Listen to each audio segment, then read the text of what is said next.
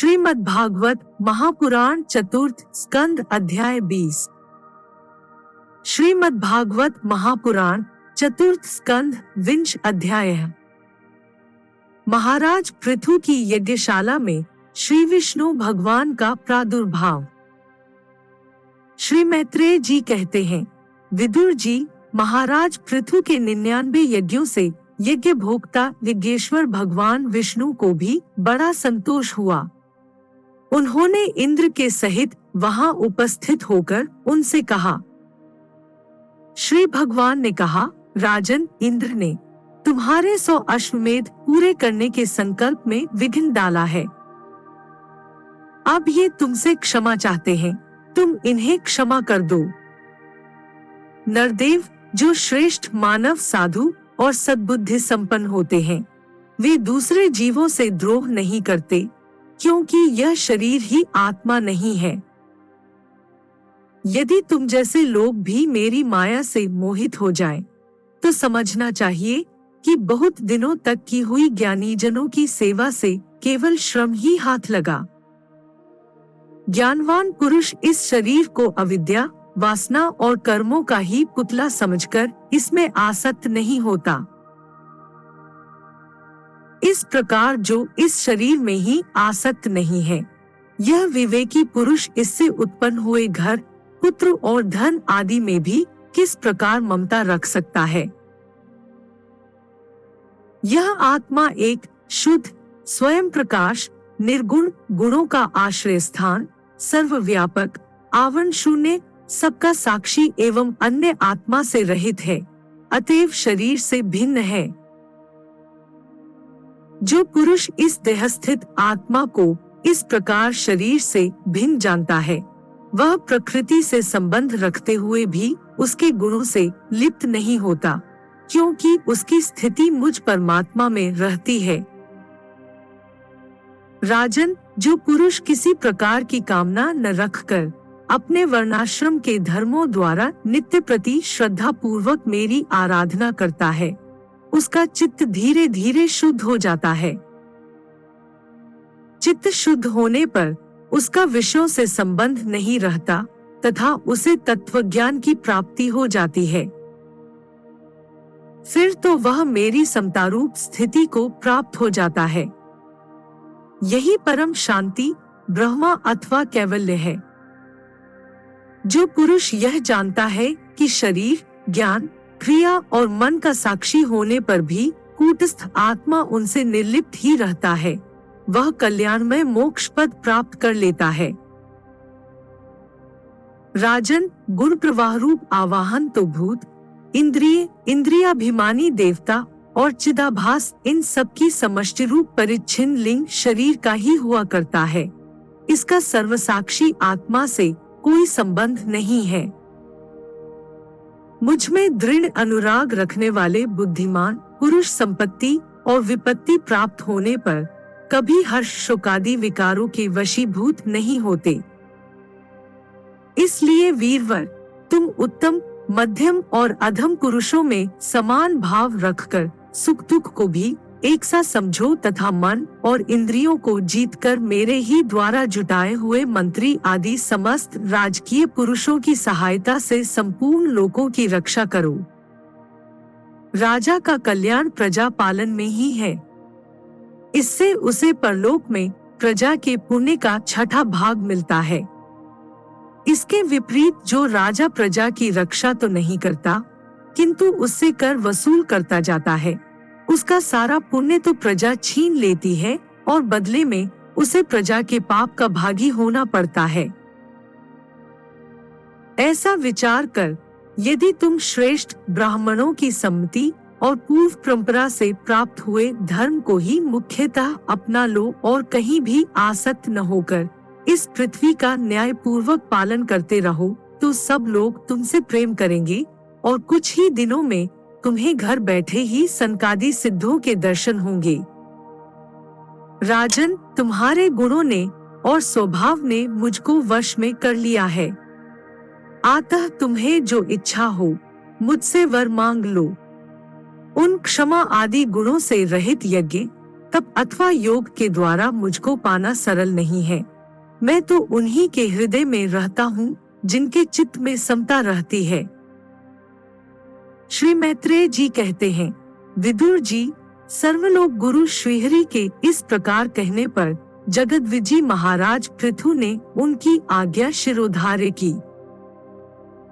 देवराज इंद्र अपने कर्म से लज्जित होकर उनके चरणों पर गिरना ही चाहते थे कि राजा ने उन्हें प्रेम पूर्वक हृदय से लगा लिया और मनोमालिन्य निकाल दिया।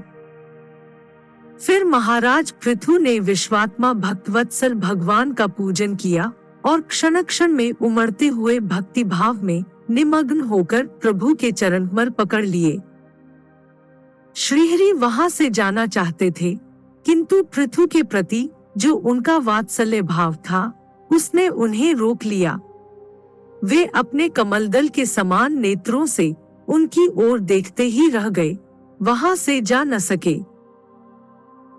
आदिराज महाराज पृथु भी नेत्रों में जल भर आने के कारण न तो भगवान का दर्शन ही कर सके और न तो कंठ गदगद हो जाने से कुछ बोल ही सके। उन्हें हृदय से आलिंगन कर पकड़े रहे और हाथ जोड़े ज्यों के त्यों खड़े रह गए। प्रभु अपने चरण कमलों से पृथ्वी को स्पर्श किए खड़े थे। उनका कराग्र भाग गरुड़ जी के ऊंचे कंधे पर रखा हुआ था। महाराज पृथु नेत्रों के आंसू पोंछकर अतृप्त दृष्टि से उनकी ओर देखते हुए इस प्रकार कहने लगे। महाराज पृथु बोले, मोक्षपति प्रभु, आप वर देने वाले ब्रह्मादि देवताओं को भी वर देने में समर्थ हैं। कोई भी बुद्धिमान पुरुष आपसे देहाभिमानियों के भोगने योग्य विषयों को कैसे मांग सकता है? वे तो नारकी जीवों को भी मिलते ही हैं। अतः मैं इन तुच्छ विषयों को आपसे नहीं मांगता। मुझे तो उस मोक्ष पद की भी इच्छा नहीं है जिसमें महापुरुषों के हृदय से उनके मुख द्वारा निकला हुआ आपके चरण कमलों का मकरंद नहीं है, जहाँ आपकी कीर्तिकथा सुनने का सुख नहीं मिलता। इसलिए मेरी तो यही प्रार्थना है कि आप मुझे 10,000 कान दे दीजिए, जिनसे मैं आपके लीला गुणों को सुनता ही रहूं। पुण्य कीर्ति प्रभु, आपके चरण कमलमकरंद रूपी अमृत कणों को लेकर महापुरुषों के मुख से जो वायु निकलती है उसी में इतनी शक्ति होती है कि वह तत्व को भूले हुए हम कुयोगियों को पुनः तत्व ज्ञान करा देती है। अतएव हमें दूसरे वरों की कोई आवश्यकता नहीं है। उत्तम कीर्ति वाले प्रभु, सत्संग में आपके मंगलमय सुयश को दैववश एक बार भी सुन लेने पर कोई पशु बुद्धि पुरुष भले ही तृप्त हो जाए, गुणग्राही उसे कैसे छोड़ सकता है? सब प्रकार के पुरुषार्थों की सिद्धि के लिए स्वयं लक्ष्मी जी भी आपके सुयश को सुनना चाहती हैं। अब लक्ष्मी जी के समान मैं भी अत्यंत उत्सुकता से आप सर्वगुणधाम पुरुषोत्तम की सेवा ही करना चाहता हूँ।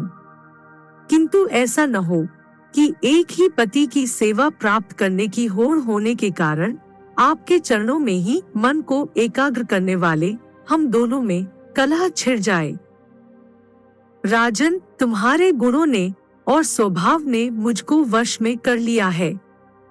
अतः तुम्हें जो इच्छा हो मुझसे वर मांग लो। उन क्षमा आदि गुणों से रहित यज्ञ, तप अथवा योग के द्वारा मुझको पाना सरल नहीं है। मैं तो उन्हीं के हृदय में रहता हूँ जिनके चित्त में समता रहती है।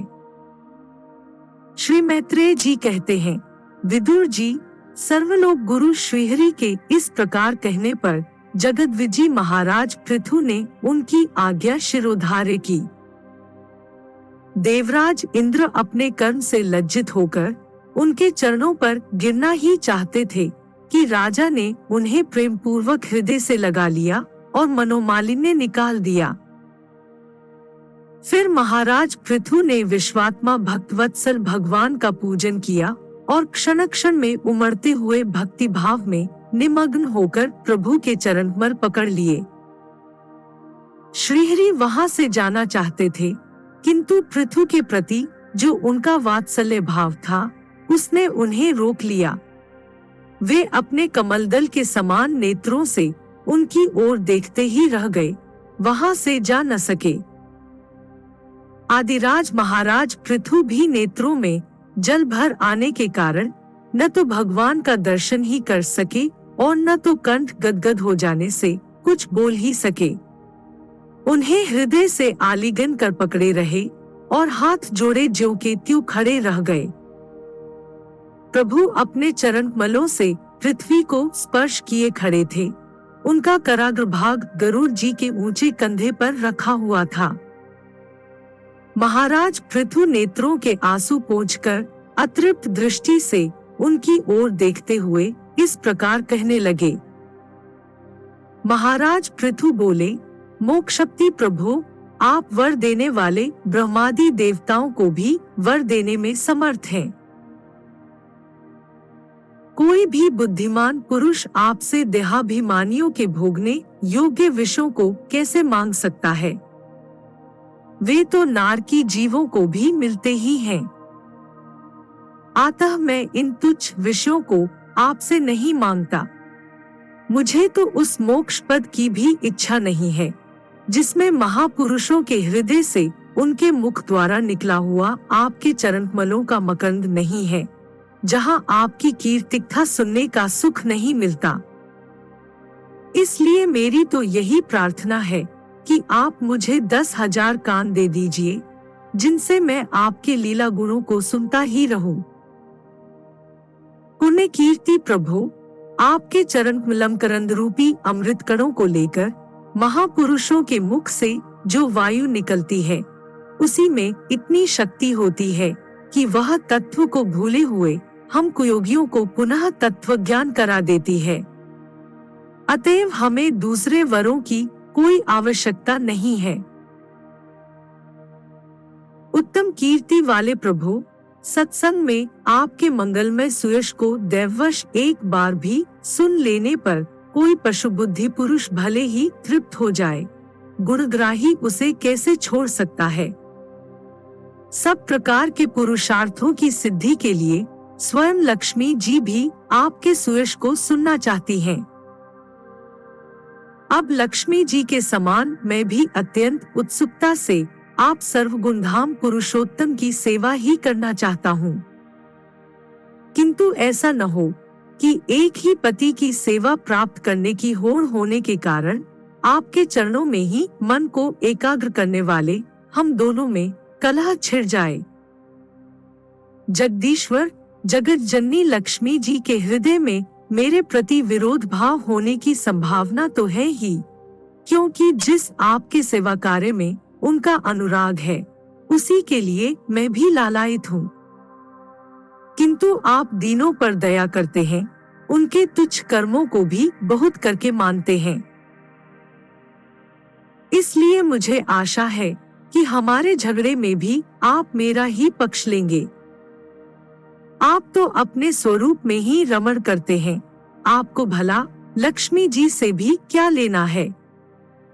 इसी से निष्काम महात्मा ज्ञान हो जाने के बाद भी आपके भजन करते हैं। आप में माया के कार्य अहंकारदि का सर्वथा अभाव है। भगवन, मुझे तो आपके चरण कमलों का निरंतर चिंतन करने के सिवा सत्पुरुषों का कोई और प्रयोजन ही नहीं जान पड़ता। मैं भी बिना किसी इच्छा के आपका भजन करता हूँ। आपने जो मुझसे कहा कि वर मांग सो, आपकी इस वाणी को तो मैं संसार को मोह में डालने वाली ही मानता हूँ। यही क्या, आपकी वेदरूपा वाणी ने भी तो जगत को बांध रखा है। यदि उस वेदवाणी रूप रस्सी से लोग बंधे न होते, तो वे मोहवश सकाम कर्म क्यों करते? प्रभु, आपकी माया से ही मनुष्य अपने वास्तविक स्वरूप आपसे विमुख होकर अज्ञानवश अन्य स्त्री पुत्र आदि की इच्छा करता है। फिर भी जिस प्रकार पिता पुत्र की प्रार्थना की अपेक्षा न रखकर अपने आप ही पुत्र का कल्याण करता है, उसी प्रकार आप भी हमारी इच्छा की अपेक्षा न करके हमारे हित के लिए स्वयं ही प्रयत्न करें। श्री मैत्रेय जी कहते हैं, आदिराज पृथु के इस प्रकार स्तुति करने पर सर्वसाक्षी श्रीहरि ने उनसे कहा, राजन, तुम्हारी मुझ में भक्ति हो। बड़े सौभाग्य की बात है कि तुम्हारा चित्त इस प्रकार मुझ में लगा हुआ है।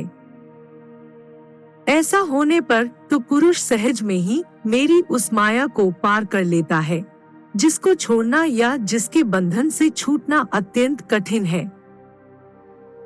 अब तुम सावधानी से मेरी आज्ञा का पालन करते रहो। प्रजापालक नरेश, जो पुरुष मेरी आज्ञा का पालन करता है उसका सर्वत्र मंगल होता है।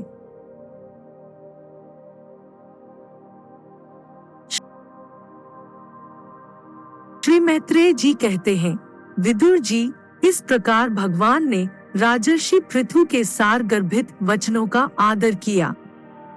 फिर पृथु ने उनकी पूजा की और प्रभु उन पर सब प्रकार कृपा कर वहां से चलने को तैयार हुए।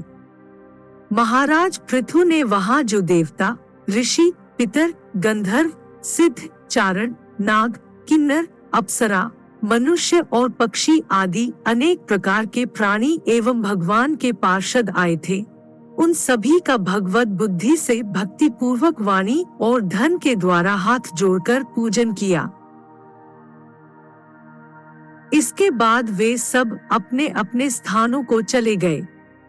भगवान अच्युत भी राजा पृथु एवं उनके पुरोहितों का चित्त चुराते हुए अपने धाम को सिधारे। तदंतर अपना स्वरूप दिखाकर अंतर्धान हुए अव्यक्त स्वरूप देवाधिदेव भगवान को नमस्कार करके राजा पृथु भी अपनी राजधानी में चले आए।